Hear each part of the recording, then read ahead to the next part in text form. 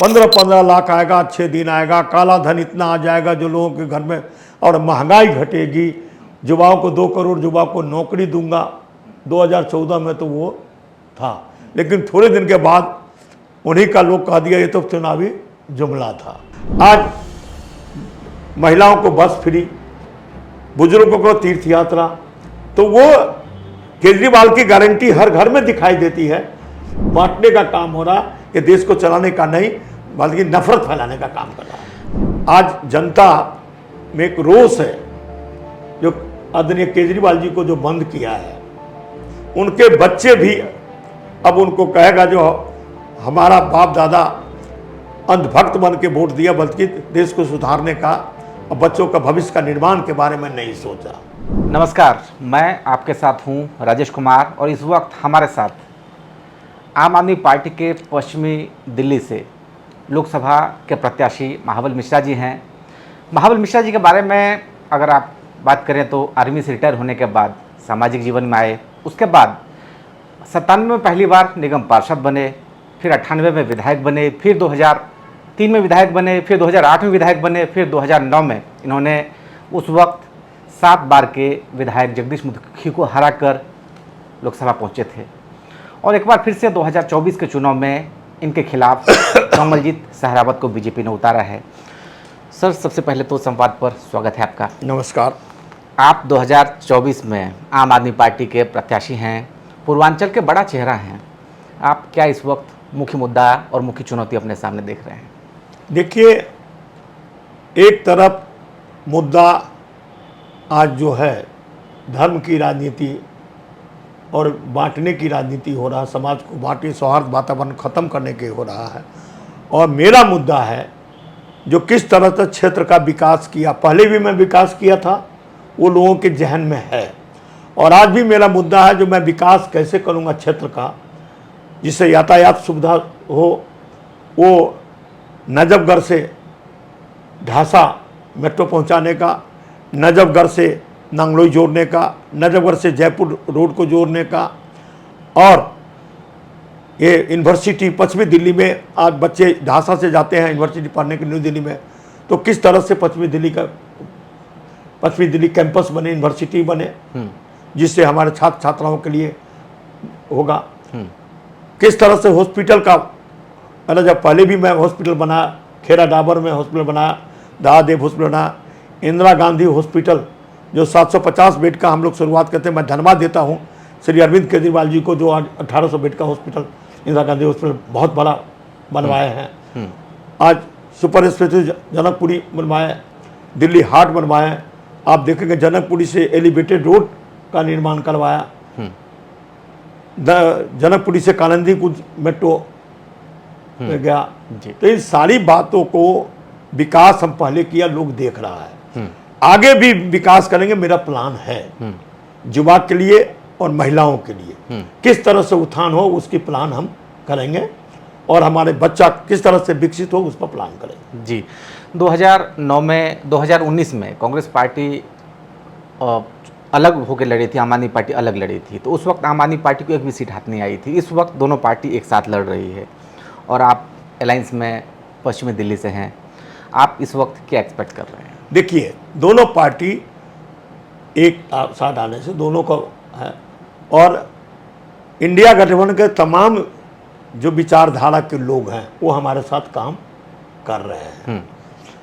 और साथ ही जो 2014 में और 2019 में जिस तरह से वोट मांगा गया, 15-15 लाख आएगा, अच्छे दिन आएगा, काला धन इतना आ जाएगा जो लोगों के घर में, और महंगाई घटेगी, युवाओं को 2 करोड़ युवाओं को नौकरी दूंगा। 2014 में तो वो था, लेकिन थोड़े दिन के बाद उन्हीं का लोग कह दिया ये तो चुनावी जुमला था। 2019 चुनाव हुआ, राष्ट्रवाद की चुनाव हुआ, तो राष्ट्रवाद के चुनाव की बात आई, जनता उसमें आई, लेकिन अब जनता समझ चुकी है जो ये सिर्फ और सिर्फ चुनावी स्लोगन होता है, शहर जमीन पर काम नहीं होता है। शहर जमीन पर कोई काम किया है तो हर घर में दिखाई देता है।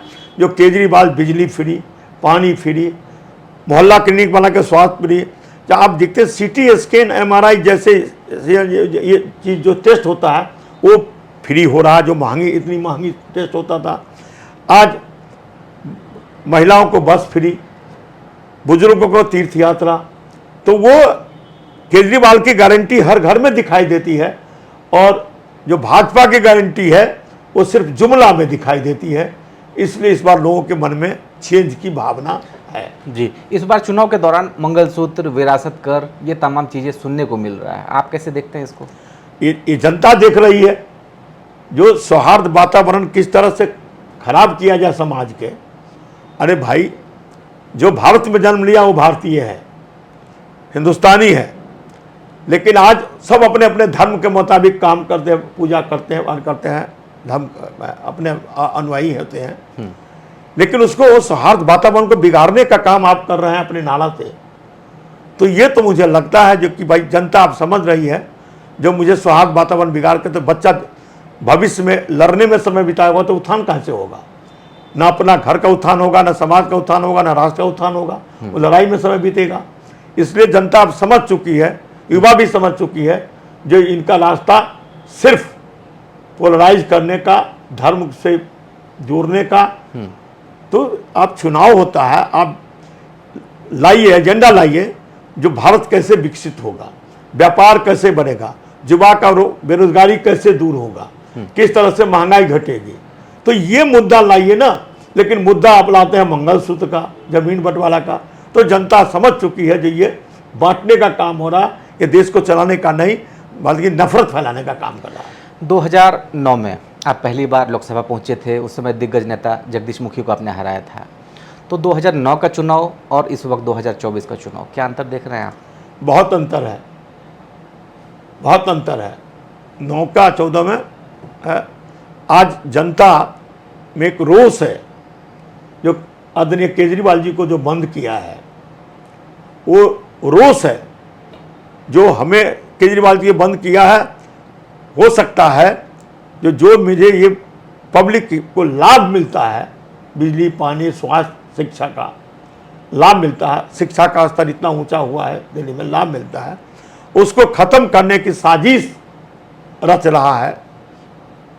आज आपसे बताऊं, जो आदमी जेल में बंद था उसे सरकारी गवाह बना लिया, और सरकारी गवाह बना के वो 60 लाख का इलेक्टोरल बाउंड खड़ा लिया पार्टी का। तो घूस कौन लिया? आपने कहा जो 70,000 करोड़ का अजीत पवार पर उठला है, छगन भुजबल पर, प्रफुल्ल पटेल पर, हेमंत बिस्वा पर, और जब वो बीजेपी ज्वाइन कर लिए तो वॉशिंग मशीन में धुल गया, बीजेपी को वॉशिंग मशीन में धुल गया। वैसे है नहीं, इलेक्टोरल बाउंड जो खरीदा गया है 60,000 करोड़ का लगभग, वो क्या है? ईडी और सीबीआई के दबाव में लोग खरीदा है। तो भ्रष्टाचारी कौन है अब समझ रहा है लोग। तो आपको लगता है कि इस समय लोग अगर जब वोट देने जा रहे हैं तो ये सब चीज़ें लोगों के दिमाग में हैं? निश्चित रूप से लोग समझ रहे हैं। हाँ, कुछ लोग अंधभक्त भी हैं, मैं ये नहीं बात कहूँगा अंधभक्त भी है, लेकिन उनके बच्चे भी अब उनको कहेगा जो हमारा बाप दादा अंधभक्त बन के वोट दिया, बल्कि देश को सुधारने का और बच्चों का भविष्य का निर्माण के बारे में नहीं सोचा। इसलिए मैं आग्रह करता हूँ, सभी बुजुर्गों से आग्रह करता हूँ, जो इस बार का वोट आज देखिए समाज के सुधार के लिए और हिंदुस्तान में बच्चों का किस तरह से विकास होगा, किस तरह से सौहार्द वातावरण बना रहेगा, उसके आधार पर वोट करना चाहिए, नारा पर वोट नहीं करना चाहिए। लेकिन बीजेपी का तो ये कहना है कि इंडिया गठबंधन अगर आता है सत्ता में तो देश के जो मनमोहन सिंह के बयान को याद दिला रहे हैं कि पहला जो अधिकार है मुसलमानों का हो जाएगा, उनको आरक्षण दे दिया जाएगा। ऐसा कभी देश में हुआ क्या? सबका मौलिक अधिकार है, सबका अपना अपना अधिकार है, ऐसा कहीं हुआ है? वो उनका नारा है, लेकिन मैं समझता हूं संविधान किसी को अलाउ नहीं करेगा गलत काम करने के लिए। तो वो जी, बीजेपी कह रही है कि हमने राम मंदिर बनवा दिया, हमने कश्मीर से 370 अनुच्छेद खत्म कर दिया, हमने यूसीसीएम लेके आ जाएंगे। तो ये उनके दावे हैं इस बार। वो दावे हैं। देखिए, राम मंदिर पट कौन खुलवाया? राजीव गांधी जी ने। राजीव गांधी जी ने पट खुलवाया था। तब केस हुआ था। और असलियत है कि जनता के पैसा से बना है, कोर्ट के आदेश से बना है। कोर्ट के आदेश, कोर्ट ने फैसला दिया, सुप्रीम कोर्ट का फैसला आया जहाँ, और मुस्लिम पक्ष को वहाँ अलग ज़मीन दी गई, पैसा दिया गया और इनको ये ज़मीन दी गई, तो वहाँ बना, जनता के पैसा से बना है। सरकार का इसमें क्या है, इसमें योगदान? लेकिन क्रेडिट तो बीजेपी ले रही है। तो ले रही है, उनके समय में फीता काटा है, क्रेडिट ले रही है। वो तो ये भी कह रहे हैं जो राम को लाया है, ये गाना बनवाया, जो राम को लाया है हम उसको लाएंगे। आप बनाइए, राम को लाने वाला कोई व्यक्ति है क्या? राम हमें लाया है। अब राम को लाने वाला व्यक्ति, बीजेपी तो अपने आप को कह रहा जो राम को लाया उसको हम लाएंगे। तो भाई जो आप भगवान को भी लाने वाला हो गए तो सृष्टि को बनाने वाला भी वही हो गए। जी, आप पूर्वांचल के बड़ा चेहरा माने जाते हैं, लंबे समय से आप राजनीति में हैं। शिला सरकार के दौरान ये 98 से लेकर 2008 तक 3 बार आप जो है विधायक रहे, लेकिन मंत्री नहीं बने। तो ये पूर्वांचल के लोगों के मलाल है कि आपको 3 बार चुन के भेजा गया लेकिन मंत्री नहीं बने। नहीं, देखिए वो वक्त होता है, तकदीर होता है। पूर्वांचल के लोगों ने मैं मदद किया, मैं पहुंचा, सभी समाज के लोग मुझे मदद किया, मैं राजनीति में आया। मंत्री किसको बनना नहीं, मैंने पार्टी का काम है, लेकिन मुझे कोई उसमें नहीं है। और देखिए, छठ की छुट्टी दिलाया, छठ को तीर्थ कमेटी में सम्मिलित कराया, छठ की पूजा किस तरह से हो, छठ पूजा, और आज केजरीवाल जी उस छठ पूजा का स्तर को बहुत ऊंचा किया। तो बात ऐसी है, हम हित का काम किए। जी, आप अगर 2024 में सांसद चुने जाते हैं तो अब क्या कुछ प्रायोरिटी रहेगी आपकी? प्रायोरिटी रहेगी बच्चों के लिए यूनिवर्सिटी पश्चिमी दिल्ली में पश्चिमी कैंपस बने, वेस्ट कैंपस बने, वो करेंगे। हेल्थ के जनसंख्या के आधार पर किस तरह से सेंट्रल गवर्नमेंट से कोई हॉस्पिटल लाने की बात करेंगे। और युवा को किस तरह से व्यापार या एजुकेशन में बढ़ावा मिले, उस पर काम करेंगे। जो उस किस तरह से एस्टेब्लिश होगा, महिला किस तरह से एस्टेब्लिश होगा, उस दिशा में हम काम करेंगे। आज लगातार देखा जा रहा है कि ओपोजिशन लीडर्स पर ईडी की छापेमारी हो रही है, बीजेपी की तरफ से करप्शन को बड़ा मुद्दा बनाया गया है। तो लेकिन सवाल लगातार ये उठ रहा है कि सिर्फ ओपोजिशन नेताओं को क्यों टारगेट किया जा रहा है? मैं आपसे पूछता हूँ, आप पत्रकार हैं, कहा 70,000 करोड़ का घाटा है, घपला है अजीत पवार पर। छापा पड़ा, ईडी गया, प्रफुल्ल पटेल एयरपोर्ट के कहा, हेमंत बिस्वा का नाम लिया, बहुत सारे नेता का नाम लिया, और वो बीजेपी में पहुंच गया तो वॉशिंग मशीन में धुल गया। तो जो सारा ईमानदार है बीजेपी में, तो जिस पर आपने आरोप लगाया, जो घपला किया है और ये भ्रष्टाचारी किया है, और वो बीजेपी में शामिल हो गया, तो आप वॉशिंग मशीन में धुल गया, तो जनता जानने लगी है। यदि केजरीवाल जी, मनीष सिसोदिया जी, सत्येंद्र जैन भी, ये भी इनकी बात मान जाते तो शायद जेल में नहीं जाना पड़ता। लेकिन ये लोग राष्ट्रवाद हैं और जनता के हित की रक्षा करना चाहते हैं, ये सरेंडर नहीं किए। तो बात है, वो सारे बीजेपी में दूध का धुला हुआ है, और सारे जो विरोधी पार्टी में सारे भ्रष्टाचारी के कहने का है। लेकिन आज जो नेता बंद था, उसके बाप को भी टिकट दिया है। 40 सांसद को जो दिया गया, जो ईडी सीबीआई का छापा जिन पर पड़ा था, उसको 40 को दिया गया। तो आप चाहते हैं जितना इलेक्टोरल बाउंड खरीदा गया है, वो सारा इलेक्टोरल बाउंड ईडी और सीबीआई के दबाव में जो लोग थे वो खरीदे हैं। पश्चिमी दिल्ली सीट की बात करें तो यहाँ पर 2 बार प्रवेश वर्मा सांसद रहे, लेकिन बीजेपी ने एंटी इनकम्बेंसी फैक्टर को खत्म करने के लिए यहाँ पर नया चेहरा कमल सहरावत को उतारा है, जो कि साउथ दिल्ली की पूर्व मेयर रही हैं। तो आप क्या मानते हैं कि उनका जो एंटी इनकम्बेंसी फैक्टर है वो आपके लिए पक्ष में काम करेगा? देखिए, मैं उस विषय पर बात नहीं करूँगा, मैं तो वर्तमान के लिए बात करूँगा। मेरा एक ही बात है, जो मेरा सर्विस का एक्सपीरियंस है, आर्मी में रहा। दूसरा, पार्षद रहा, 3 बार एमएलए रहा, 1 बार एमपी रहा, 12 साल डीडीए का सदस्य रहा। अब मेरा लोगों ने काम देखा हुआ है, तो मेरा तुलना इनसे एक एक्सपीरियंस